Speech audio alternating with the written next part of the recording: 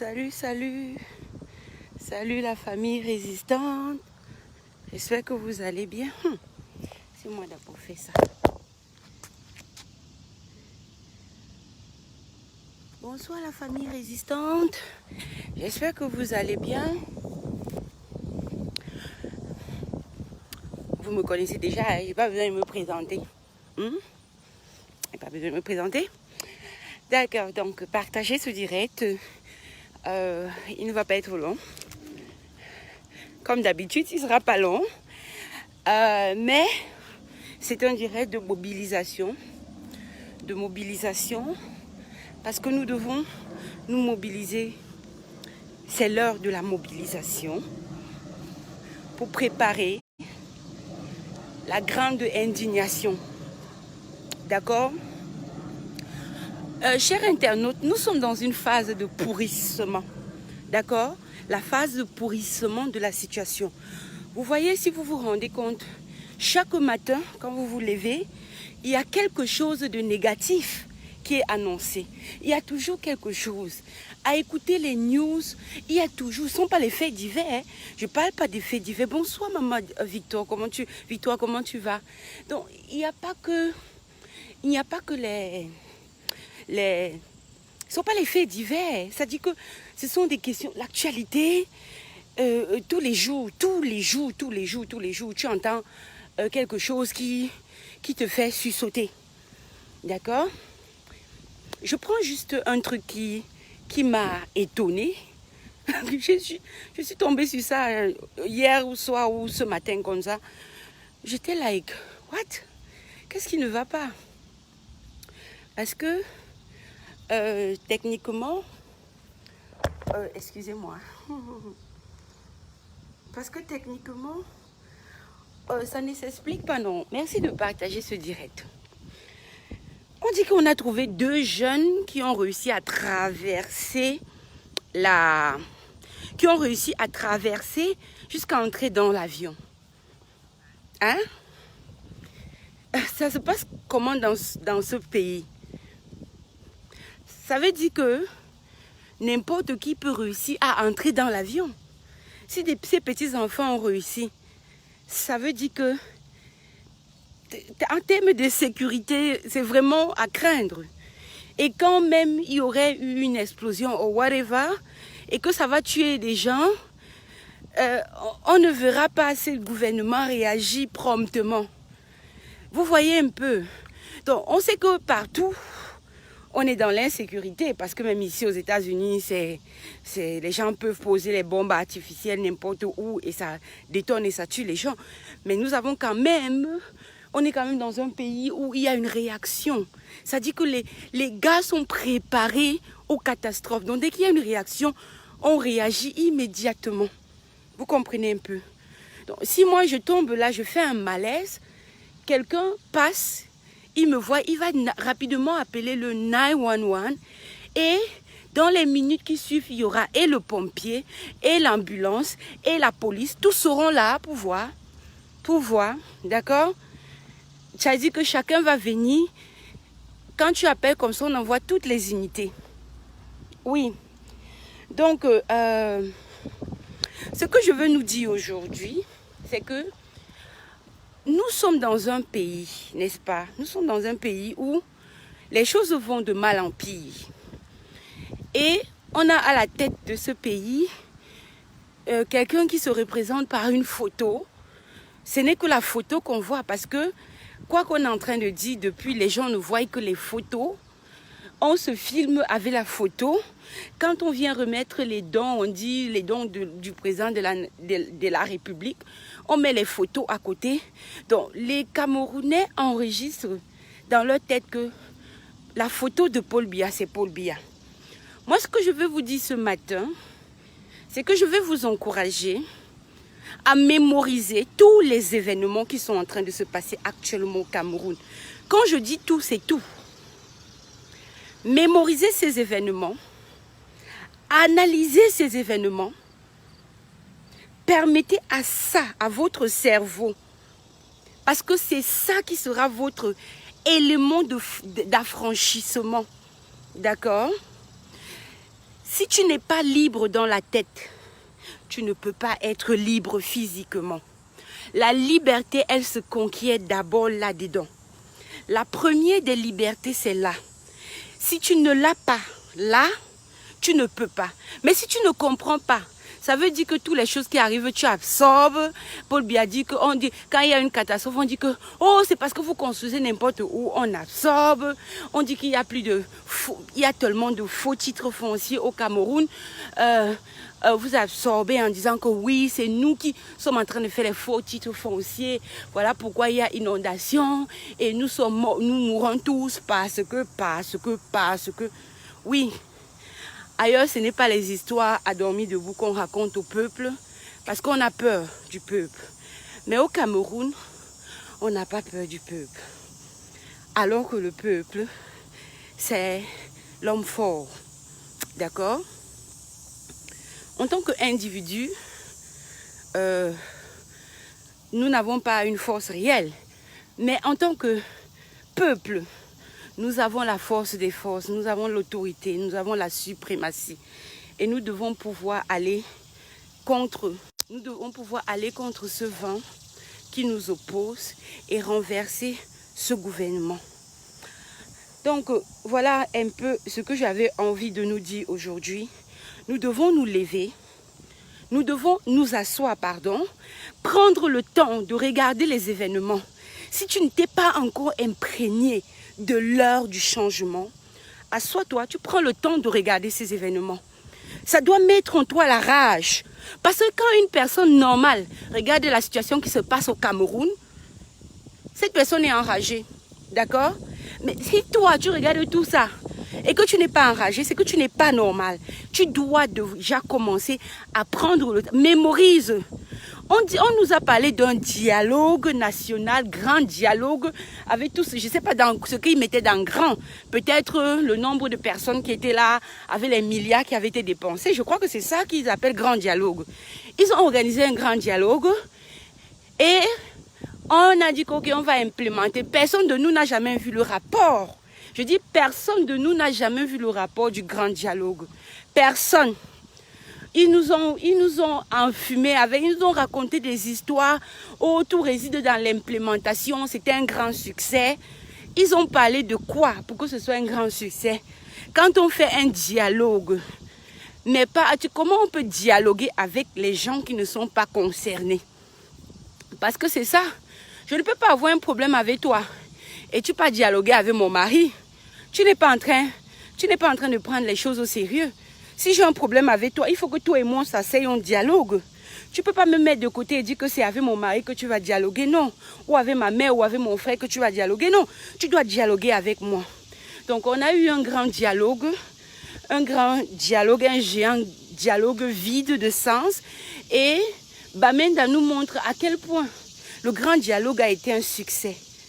Qu'est-ce que toi, Camerounais, tu attends encore pour comprendre que si tu ne te lèves pas, la situation va pourrir. Beaucoup de jeunes sont morts à Bambili cette semaine.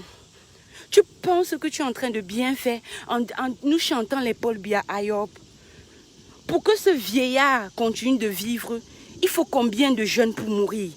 Ça, c'est quelque chose de vraiment fondamental. Nous devons pouvoir nous indigner. Je parle d'une réelle indignation. Je ne parle pas de hey, vraiment les choses du Cameroun. On parle de ça, non. Quand tu t'indignes là, tu changes même ta façon de fonctionner. Oui, quand tu t'indignes, quand quelque chose t'énerve, d'accord, tu changes ta façon de fonctionner. Tu parles de ça tout le temps. Quelqu'un t'aborde. Moi, quand tu m'abordes, moi, je parle du Camerounais. I don't care. Parce qu'il y a une vérité qu'on peut dire. Si tu n'es pas préoccupé par la situation de ton peuple, alors je ne sais pas ce qui te préoccupe. Je vais poser une question simple. Parce qu'au Cameroun, nous avons une panoplie d'églises. Une panoplie d'églises. Il y a beaucoup d'églises au Cameroun. La seule église que j'ai vue qui a essayé de parler un peu, c'est l'église catholique. Les autres églises sont où? Vous pensez que dans le bien-être du peuple, l'église n'a pas sa parole, l'église a sa parole. Même dans ce pays-ci là, vous pensez que les gouvernants là, s'amuse avec les églises. Non, on ne s'amuse pas. On ne s'amuse pas. Moi, je vois pendant les cultes, tu vas voir telle personne qui va venir encourager les gens à aller voter et tout. Ça dit qu'il sait que les gens qui vont à l'église peuvent apporter le changement. Mais l'église au Cameroun, nous attendons encore que l'église au Cameroun se prononce. Mais ce n'est pas le cas. Combien de personnes doivent mourir? Est-ce qu'on doit mourir? Il doit y avoir 3 millions de morts pour que les gens à l'église se disent que, ah, les gens meurent, hein, il faut qu'on fasse quelque chose. Parce que ce n'est pas sérieux, les amis. Ce n'est vraiment pas sérieux. Il y a des gens qui regardent la situation du Cameroun et disent que, mais, qu'est-ce que vous faites avec tout ça? Je dis, ah, les Camerounais n'aiment pas les problèmes. Et même si tu n'aimes pas les problèmes, si quelqu'un entre dans ta maison et tue ton enfant, tu vas devenir maman problème. Quelqu'un entre dans ta maison et tue ton enfant, tu vas devenir maman problème. Les enfants qu'on est en train de tuer là, ce sont nos enfants.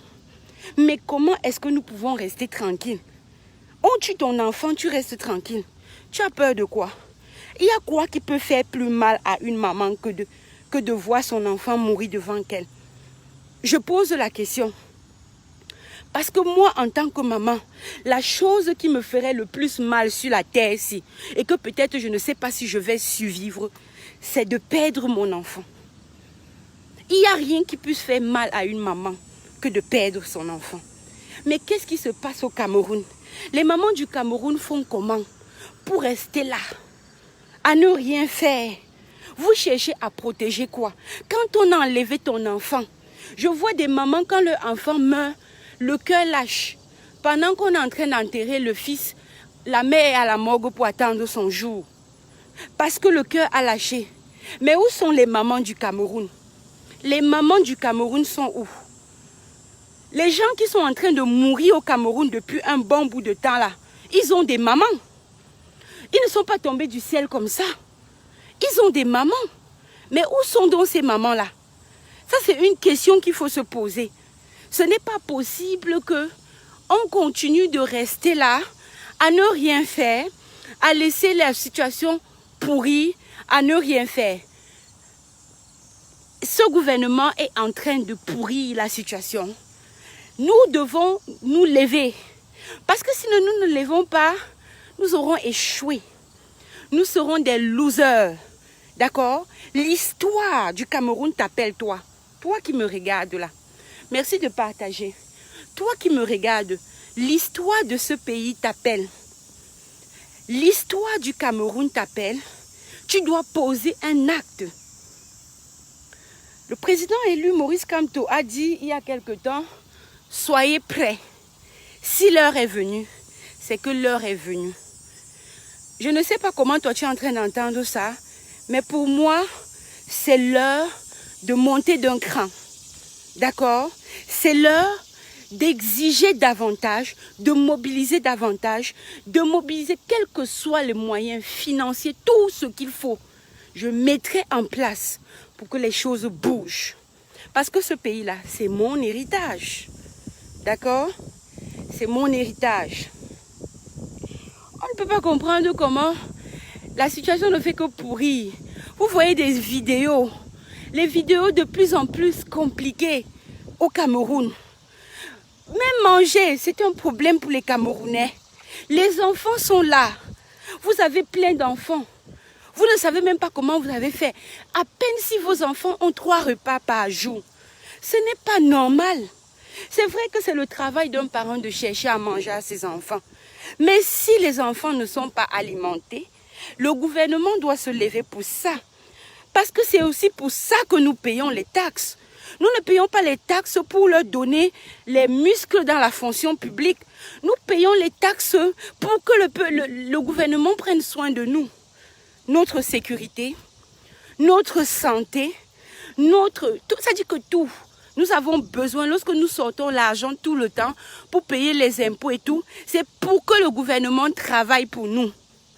Nous sommes les employés de ce gouvernement, les employeurs de ce gouvernement. Mais non, ce n'est pas le cas. On doit s'agenouiller devant eux pour tout. Un enfant arrive à naître, on dit à ses parents que allez chercher la couveuse. Tu vois comment les gens sont en train de marcher dans toute la ville pour une couveuse. Vous attendez quoi pour vous indigner? Si un bébé nouvellement né se retrouve abandonné à lui dans un pays, c'est quand même un pays. Ça sert à quoi d'être un pays si on ne peut pas mettre sur place des structures qui peuvent permettre aux populations de se sentir chez eux? Hein? Est-ce que tu n'es pas fatigué de vivre au Cameroun comme si tu étais un étranger? Parce que même un étranger en Amérique se sent mieux qu'un Camerounais au Cameroun. Est-ce que c'est normal? Vous devez pouvoir vous indigner. Ce n'est pas possible. C'est dur pour toi de comprendre. Regarde tous ces enfants. C'est dur pour toi de t'impliquer. Regarde toutes ces femmes. C'est dur pour toi de t'impliquer. Regarde tous les morts qui tombent au nozo. Quand les choses, si l'État faisait sa part, c'est que les gens ne sont pas là dehors pour se plaindre. Si l'État faisait sa part, les gens ne seraient pas dehors pour se plaindre. C'est parce que l'État ne fait pas son travail. C'est parce que le gouvernement ne fait pas ce qu'il est censé faire. Voilà pourquoi les gens sont dans cet état. Maintenant, on va commencer à appeler la tribu. Il y a quelle tribu au Cameroun qui est bien? Faudrait un peu m'expliquer. Même les gens de la tribu de Paul Biya sont l'une des tribus les plus pauvres du Cameroun. Oui. Quand tu arrives dans leur région là, tu vois la misère est palpable. Si tu n'as jamais vu la misère, va dans ces régions-là. Donc ça veut dire que cette situation nous touche tous. Et on a réussi à faire croire au peuple que non, si ça ne va pas, c'est parce que c'est vous. Vous êtes des paresseux. Vous êtes ceci, vous êtes cela. Hein? Allez regarder les autres peuples. Il y a aussi les paresseux là-bas. Mais comment est-ce que le gouvernement fait pour permettre qu'eux, ils vivent plus mieux que nous? Hein? Le Gabon était Paris pour beaucoup de Camerounais. La Guinée équatoriale, pareil. Le Cameroun sera aussi le paradis quand pour quelqu'un. Hein? Les gens rament. Les gens souffrent. On ne met rien sur place. Aucune mesure de prévention de quoi que ce soit. Les Camerounais vivent au jour le jour. Un peu quand vous voyez, quand on parle de ceux qui font le commerce... oh regarde, comment on appelle ça là? Ah mais bref, le mot m'échappe. Mais ça c'est une réalité. Mais comment est-ce que nous faisons pour rester là, à regarder cette situation sans vraiment réagir? C'est une honte, c'est une honte. Nous pensons qu'on va s'en sortir en restant là et regardant. Le développement ne vient jamais par miracle. Arrêtez de prier que Seigneur veut le développement. Le développement ne vient jamais par miracle. Ce n'est pas dire qu'au nom de Jésus que le miracle, que le développement arrive, que ça va arriver. Non, arrêtez un peu de faire ça. Parce que même la Bible nous dit que Dieu n'est pas un magicien. Nous devons travailler pour avoir quelque chose. C'est pour ça que toi et moi on sort chaque matin pour chercher notre pain quotidien, non? Hein? Parce que justement, tu ne peux pas aller devant Dieu et dire que Seigneur, j'ai faim. Il met la nourriture devant toi. Seigneur, j'ai faim. Tous les jours, tous les jours, tous les jours. Dieu a dit que tu dois travailler à la sueur de ton front. D'accord? Le développement là, c'est impulsé par l'action. Il n'y a pas de développement sans action. Vous devez pouvoir comprendre ça. A traiter Kamto de tous les noms ne va pas vous permettre de vivre le développement dans le Cameroun. À adorer Paul Biya, depuis que vous l'adorez, qu'est-ce qui a changé? Vous êtes misérable quand vous avez un de vos cousins ou oncles qui est nommé, vous dansez parce que vous allez manger les viandes. Mais à part ça, là, qu'est-ce que vous avez? Qu'est-ce que vous avez? Est-ce que vous avez une qualité de vie? Non. Il n'y a pas de qualité de vie, il n'y a rien. Vous continuez de vivre misérablement. Dès qu'il y a les occasions, on vous lance un peu de pain sec avec de la sardine et peut-être une bière. Et vous êtes content. Mais est-ce que c'est pour ça que vous payez vos taxes? Vous ne payez pas vos taxes pour qu'on vous lance du pain sec. Vous payez les taxes pour qu'on vous fasse des routes. Hein? Pour que vous puissiez transporter vos vivres des villages vers les villes pour être vendus. Vous payez vos taxes pour avoir accès à la santé. Vous payez vos taxes pour avoir la lumière dans le Cameroun. Non, même la lumière, c'est un luxe. L'eau, alors n'en parlons pas. Les gens boivent des eaux de mauvaise qualité. de mauvaise qualité. Et c'est OK. Les gens creusent les forages pas loin des fosses septiques. Et c'est comme ça qu'on vit dans des...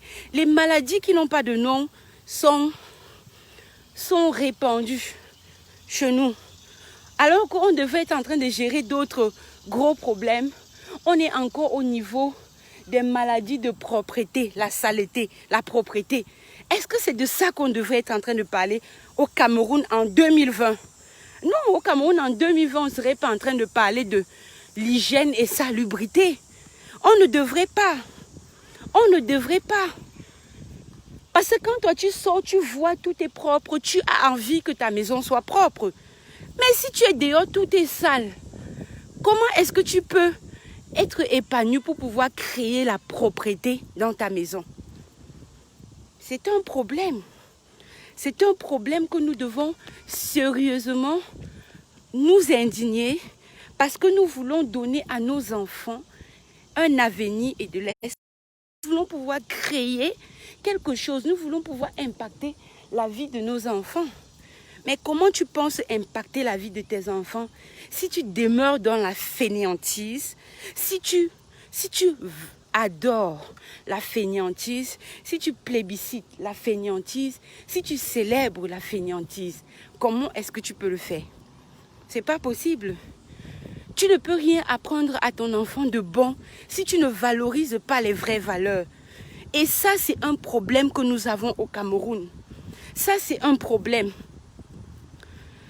Ça devient automatique quand tu veux un service, tu donnes un peu l'argent à quelqu'un pour que la personne fasse ça. Est-ce qu'un s'il te plaît ne peut pas déjà suffire pour que quelqu'un te rende un service? Pourquoi il faut toujours que tu le motives pour qu'il fasse quelque chose? Nous voulons apporter ce qui est de mieux, nous voulons léguer. Parce que ceci, ça vient aussi de ce que nous voulons laisser comme héritage à nos enfants. Les valeurs sûres. Pour une société qui va avancer sainement, il faut enseigner les valeurs sûres à l'enfant. Il faut enseigner les valeurs sûres à l'enfant. Si chaque fois, toi, quand tu vas jeter la poubelle, tu prends la poubelle et tu jettes en bordure du bac, au bord du bac, techniquement, l'enfant grandit avec cette façon d'être contre nature. D'accord? Parce que on dit que voilà le bac à ordures, on prend la poubelle, on jette dans le bac à ordures. Mais toi, tu jettes plutôt à côté. Ton enfant grandit avec ça. Ce ne sont pas des valeurs sûres. Tu es dans la voiture, tu as la saleté en main, tu jettes pas à la fenêtre. Ce ne sont pas des valeurs, n'est-ce pas? Ce ne sont pas des valeurs. Mais ce n'est pas pour autant dit que on doit rester là à se dire, ah bon, si le Cameroun va mal, c'est parce que les Camerounais sont un problème. Non, les amis, le gouvernement est le véritable problème. Parce que dans une société comme celle-ci, il y a des gens qui font la même chose que je vous dis. Mais il y a une certaine régulation qui oblige les gens à respecter la loi. Qui oblige les gens à respecter la loi. Et tu ne peux pas corrompre. C'est-à-dire que si un policier te voit, tu t'arrêtes là, tu pars pisser à un endroit où un genre exposé et tout, tu vois. Un policier te voit, il va t'interpeller. Même si tu dis que quoi, d'abord, n'ose même pas lui donner l'argent parce que c'est tentative de corruption d'un officier d'un officier de police. Donc, vous voyez, tout est mis en ordre pour que si tu essayes, ça te coince. Mais quand on est dans un pays où la police t'interpelle parce qu'elle a faim, tu arrêtes ta voiture, elle regarde tout, il n'y a pas de problème. Quand la police voit que tu es en règle en tout, il te demande où est ta boîte de secours. Oui, ça dit on va te demander la chose qui est que probablement tu n'as pas. On va même te demander est-ce que tu as on dit quoi, l'assistance. Ici là ils appellent ça le roster assistant. Quelqu'un va te demander où est est-ce que tu as le roster, tu n'as pas, bon il te dit ok, tu dois payer 10 000 si tu veux passer. Tout ça toujours pour corrompre. Mais les gens continuent d'accepter. Non. L'État doit être la première personne qui combat la corruption. qui combat la corruption. Et elle doit mettre les mesures, toutes les mesures en route. Ce n'est pas une histoire de qu'on va dire que oh, les Camerounais, non. Arrêtez de penser que vous êtes responsable de l'échec du Cameroun. En tout cas, moi, je ne suis pas responsable de l'échec du Cameroun. Biya seul est le responsable. C'est Biya qui a apporté la merde au Cameroun. C'est Biya qui a apporté le Ndoutou au Cameroun. Ok? C'est lui qui a apporté ça. C'est pour ça qu'on n'avance pas. On marque les pas sur place. On recule même. Parce que quand on marque même les pas sur place, ça veut dire que tout est stable. Non. Chez nous, là, on recule. Il y a peut-être 5 ans quand quelqu'un était au Cameroun, il repart il y a 5 ans plus tard. Les choses sont plutôt devenues encore plus djouksa, laid, horrible. On n'arrive pas à construire la route. Quand tu vois les gens construisent les routes ici comme le jeu, au Cameroun c'est toujours la sorcellerie. N'importe quoi, c'est mystique. Même pour construire un bâtiment, on va te faire des années pour construire un bâtiment que en principe, l'argent est là pour construire, ne devrait pas être un problème. Même les stades là, les stades qu'on est en train de vous construire depuis des années, c'est pas normal. C'est pas normal. On devrait pouvoir au moins savoir dans un pays où quand on lance un chantier, on le finit. Mais ce n'est pas le cas. Rien n'est régulé. Rien n'est régulé. On est en train de nous parler des régionales. Ils ont dit qu'ils ont même mis leur truc de politique de décentralisation sans rien arranger. En 20 ou c'est 24 ans ou 20 ans. Il n'a même pas été capable d'asseoir un réel plan. Parce que quand on est en train de partir sur les histoires de régionalisation, il y aura les présidents de région. Les présidents de région travailleront comment? Un président de région sera encore celui-là qui va gérer toutes les choses à la fois. C'est tellement bizarre les amis, c'est tellement bizarre. Donc moi je dis, c'est l'heure de se lever, de s'indigner. Il y a beaucoup de choses sur lesquelles tu dois t'indigner. Donc comme je disais, je vais m'arrêter là. Regarde la situation du Cameroun, mémorise toutes ces catastrophes qui arrivent, analyse-les, fais de ça une bombe qui va réellement te pousser à une indignation, pas petite indignation, quelque chose sur lequel tu vas parler pendant des temps et des temps. Tu as besoin que cette indignation sorte de tes tripes, ok? Parce que ce n'est que comme ça là, que tu peux imposer à l'autre en face de toi de ne pas blaguer avec toi. Que les Camerounais sachent qu'ils ont le pouvoir de faire bouger les lignes. Les gens du RDPC sont en train de sortir, ils nous traitent de tous les noms, mais ils savent que quand le peuple va comprendre réellement quel est l'enjeu de tout ça, eux, ils sauront que ils vont chacun fuir. Ils vont chacun fuir. Donc voilà, c'est ce que je voulais dire ce matin. Je vous encourage, regardez toutes ces situations, analysez-les, mémorisez-les, hein, et faites votre propre analyse de la situation. Mettez les choses, pas faites travailler votre cerveau. Parce qu'au Cameroun, les Camerounais ne travaillent plus leur cerveau. Ils sont là-dedans. Paul Biya, c'est la chance du Cameroun. Si quelqu'un a un cerveau normal qui fonctionne, il ne peut plus dire que Paul Biya, c'est la chance du Cameroun. Il ne peut plus dire que Paul Biya, c'est un bâtisseur. Si ton cerveau travaille, tu ne peux pas. Donc, faisons travailler nos cerveaux. Analysons situation par situation. Nous sommes tous les experts, ok? Nous sommes tous les experts parce que ce qui se passe devant nous, ce sont les situations de tous les jours. Que nous faisons face à tous les challenges chaque jour. Donc, regarde cette situation, analyse-la, fais travailler ton cerveau, faites bouger les neurones. Parce que c'est quand vous allez faire bouger les neurones que vous allez... Parce qu'aller à l'école, avoir les gros diplômes, ça ne vous rend pas sage, n'est-ce pas? Les Camerounais ont les plus gros diplômes de l'Afrique centrale, je crois. Et quand je dis les plus gros diplômes, je veux dire qu'il y a tellement de diplômés au Cameroun. Oui, on a tellement de diplômés au Cameroun, mais techniquement, tous ces diplômés-là, ça nous apporte quoi? Puisque même dans la sous-région, tout le monde se moque de nous. Hein?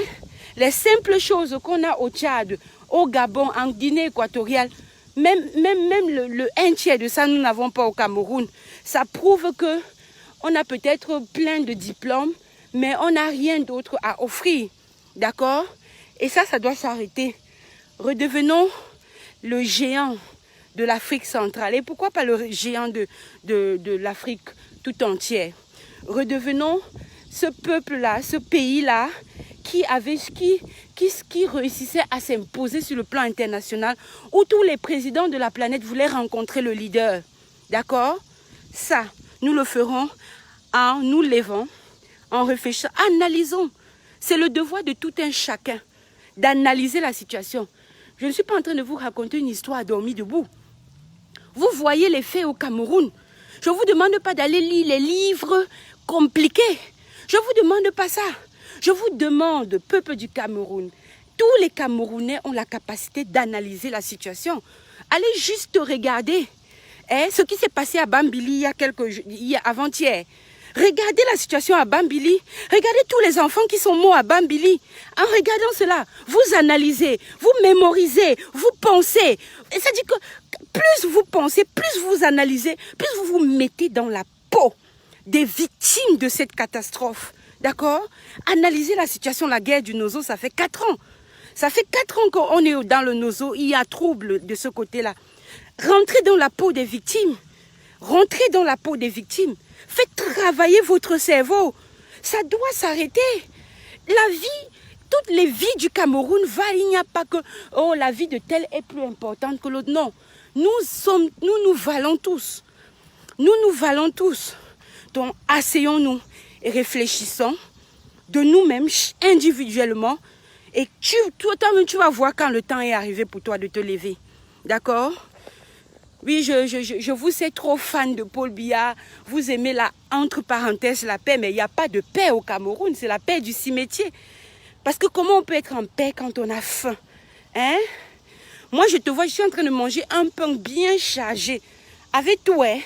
Je ne parle pas d'un pain œuf sans rien dedans. C'est-à-dire que pain œuf avec les boulettes, toutes ces choses dedans là.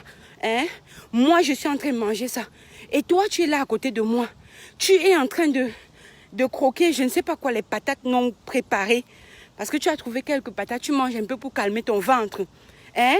Et moi, tu ne peux pas être en face de moi et tu es en paix.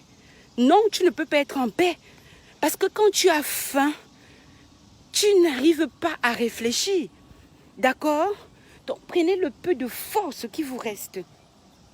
Le peu de force qui vous reste pour réfléchir. Prenez le peu de force qui vous reste encore et réfléchissez et levez-vous et prenez votre destin en main. Nous sommes là, nous sommes tous ensemble dans ce bateau. Si vous n'êtes pas encore entré dans le train de la Renaissance, je vous invite à rapidement vous mettre là-dedans. Parce que c'est ensemble que nous allons renverser cela. Si nous ne renouvelons pas notre mentalité, nous allons continuer d'accepter n'importe quoi. Et c'est parce que les Camerounais acceptent depuis des années n'importe quoi que le Cameroun ne bouge pas. Nous n'avons pas de mentalité de vainqueur. Nous sommes des losers. Nous devons pouvoir avoir la mentalité des lions. Et de se dire, nous devons régner. Ok? Donc voilà, c'était un peu ce que je voulais dire aujourd'hui. Allez, bonne journée.